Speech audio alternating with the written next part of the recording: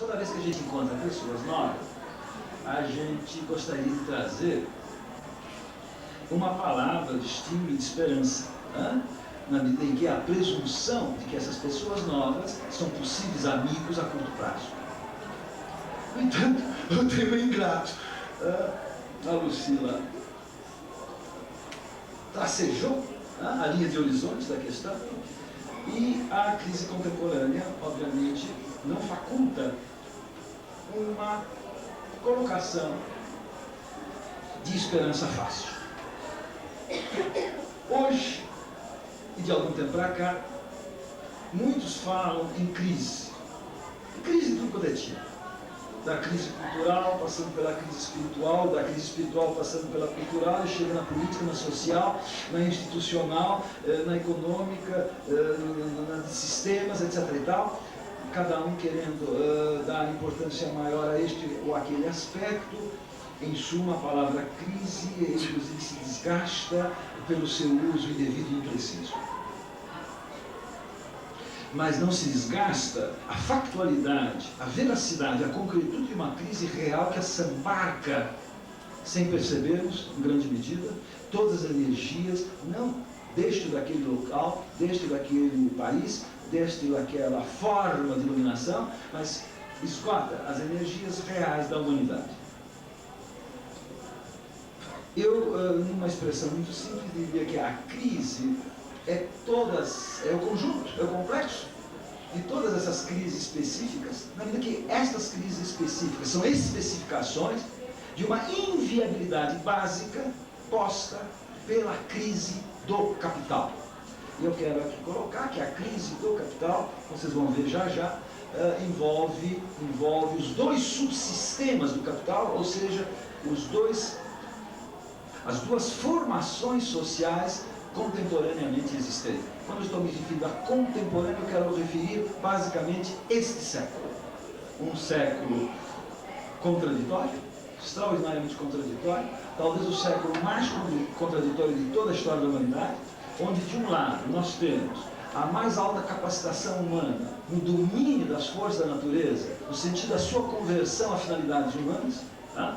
Fantástico desenvolvimento científico e tecnológico, extraordinário, que é a base, é a forma pela qual, através da qual a hominização e a humanização se torna possível. E de outro lado, nós temos a incapacidade fundamental de prosseguir o mais importante de todos os itinerários, a construção humana.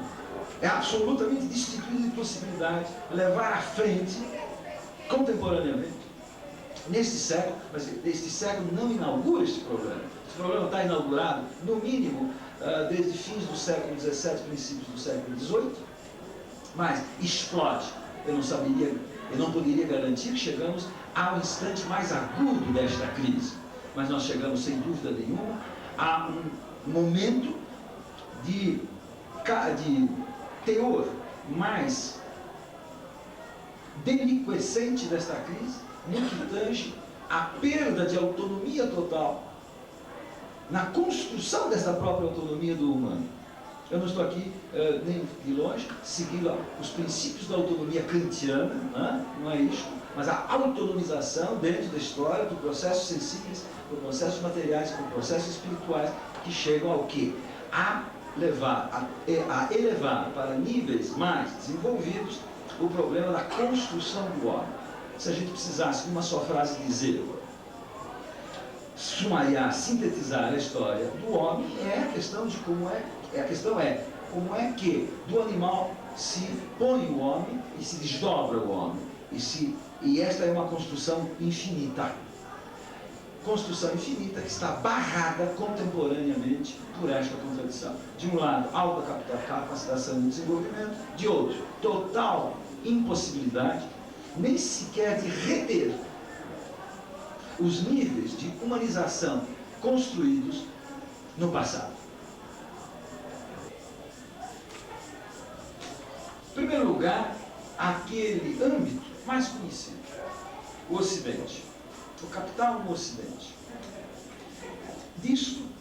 A respeito disto, eu referirei a ideia, ou melhor, o diagnóstico de uma crise estrutural do capitalismo. Eu falo o mundo ocidental, o mundo da economia, da propriedade privada e todos os seus correlatos. Com uma diferença fundamental.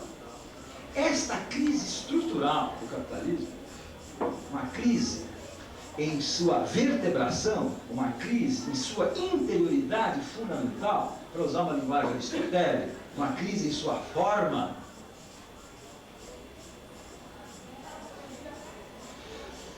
na contemporaneidade, e aqui vou ser bem preciso, a partir da Segunda Guerra Mundial, não é apenas a crise gerada pelos traços mais débeis e problemáticos da lógica do capital que são conhecidos. Tá?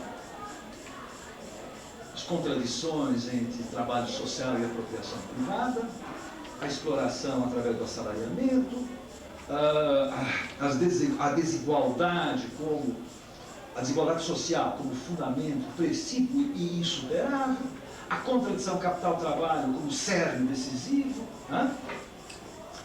Essas contradições são as, eu chamei de os aspectos mais débeis e problemáticos, amplamente conhecidos e até naqueles que refletem, mesmo do ponto de vista do capital, no Ocidente, o mundo capitalista admitem, pelo menos admitem, que esses problemas, em certa medida, e no passado até próximo, até a primeira metade deste século, existiram. Eu continuo dizendo, isso eles existem, muito explicitamente no que seria o terceiro mundo, a periferia, de forma enganosa, eles não aparecem no mundo desenvolvido, que é o mundo minoritário, o mundo de poucos países que dão a aparência de um mundo cintilante da mercadoria, que encontrou a sua perfectibilidade. A visão é enganosa, mas enganosa no sentido hegeliano, no sentido de que ela é real enquanto engano. Ou seja, o fato é fato e é verdade enquanto fato, mas ele não é verdade enquanto fundamento, enquanto estrutura interna da questão. Mas eu digo, a crise no mundo ocidental é uma crise gerada não apenas por esses aspectos, mas ostensivamente problemáticos, pelas debilidades estruturais de seu perfil, mas hoje esta crise, ao contrário, é gerada pelas melhores e maiores qualidades, pelas qualidades positivas inerentes na contemporaneidade ao sistema do capital. Eu quero dizer o seguinte: a crise no Ocidente combina as antigas contradições, deficiências, debilidades do capital e da sua formação societária a novos agentes determinantes da crise. Só que esses agentes não são mais os aspectos débeis, os aspectos problemáticos da lógica societária do capital, mas são os aspectos de maiores e melhores em termos de qualidade, de capacidade desenvolvida pelo sistema do capital. Por aquilo que ele tem de mais grandioso, visivelmente mais grandioso, e que temos a obrigação de reconhecer como grandioso. Para não perder nenhum tempo com isto, eu me refiro à capacitação extraordinária alcançada pelo capital no desenvolvimento das forças produtivas, que é um cerne da questão. Nós estamos vivendo um novo momento uma terceira revolução industrial. E é secundaríssimo falar em revolução tecnológica de uma sociedade pós-industrial. Isto é fantasia de nomenclatura desviante da questão decisiva. Tá? Revolução industrial em si não identifica a problemática, e uma revolução industrial que vai além do industrialismo é mais enganosa ainda. Por indústria é uma forma da produção material, como tal, ela não tem um pós-industrial. O que ela tem de verdadeira essa expressão, que é pós-industrial, pós-industrial mecânico. Hoje nós temos um industrial regido pela microeletrônica, pela informatização, pela automação, que é força humana posta contra o homem, mas poderia estar, é força humana posta contra o homem, que poderia estar, deveria estar a serviço do homem. Né? Eu aqui, obviamente, me coloco numa posição totalmente crítica à pseudo-crítica irracionalista à tecnologia, a tradição Nietzsche-Heidegger, né? Que toma estes elementos como a desertificação do humano. Isto é, cretinismo filosófico, e que tem em autores contemporâneos dos últimos 30 anos, particularmente na França, os seus sujeitos condutores. Foucault, Lacan, Derrida, Lyotard, etc.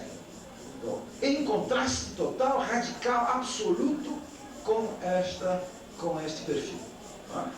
Não. A tecnologia é, até o momento, o produto mais extraordinário da capacidade humana, e como tal, ele tem de ser encarado, como tal ele tem de ser absorvido, como tal ele tem que ser usado. Todo o problema está em que ele não está funcionando numa lógica societária regida pela lógica dos interesses do humano, mas ele está regido pela lógica dos interesses do capital. Ora, é por isso que ele ganha aspectos desastrosos, dramáticos, etc, etc, etc. Ora, é inerente ao sistema do capital, desde as suas origens, o afastamento da produção material dos objetivos dos homens. É um traço fundamental. Quando o capital se instala, ele traz no seu bojo, no esplêndido revolvimento de mundo que ele produz, ele traz este aspecto contraditório de sua interioridade, da sua forma de ser enquanto ser do capital. Os objetivos da produção material, desde logo, se afastam dos objetivos materiais, os objetivos dos homens, materiais e espirituais. Ou seja, aqui que eu estou me referindo, pura e simplesmente é o seguinte: até o advento da produção regida pelo capital, os objetivos humanos, de uma ou de outra forma, pela limitação mesmo da produção material, é que regiam o fluxo de dinamismo estreito das produções anteriores, que estavam muito vinculadas e dependiam fundamentalmente da natureza. Ou seja, todas as formações pré-capitalistas, não na produção material, portanto na produção do homem, não eram capazes de estabelecer, de produzir os seus próprios pressupostos. Era a natureza que produzia os pressupostos. E ele vai, evidentemente, da fase mais longínqua até a proximidade do advento do capital, isto vai, num determinado grau, né, se modificando. Mas a produção do pressuposto continuava sendo algo que fugia à capacidade, ao controle humano, e o humano aproveitava. Claro, foi aproveitando, digamos, cada vez melhor isto, com um mínimo cada vez maior também, de autonomia, mas não gerava o pressuposto. A única formação social que gera o pressuposto de sua produção material é o capital. Por isso que Marx falava em sociabilidade pura. A primeira formação social, socialmente pura, é o sistema do capital. Mas esta configuração, sistema do capital puro, já trazia no seu bojo, além desta maravilha de produzir o próprio pressuposto, trazia este distanciamento, este afastamento entre afastamento da produção material dos objetivos humanos. A produção material não é mais regida pelas necessidades humanas, mas ele passa a ser regido pela lógica das necessidades do próprio capital. Qual é a lógica da necessidade do capital? A acumulação ampliada. Não importa se o homem é capaz ou não de consumir isto ou aquilo, nem importa ao capital se o homem consome, o que importa é que precisa realizar a produção, e se você consome ou não é absolutamente secundário, daí a mistificação da ideia do o consumidor. Tá? Se você comprar uma camisa e transformá-la em trapo de enxugar o chão, para o produtor de camisa é exatamente a mesma coisa. E assim todos os produtos. Se uma nação, se exaurindo, compra armamento, apetrechos bélicos, mas usa isso para matar barata, em vez de matar o inimigo, não fazendo guerra, para o produtor do armamento é exatamente a mesma coisa.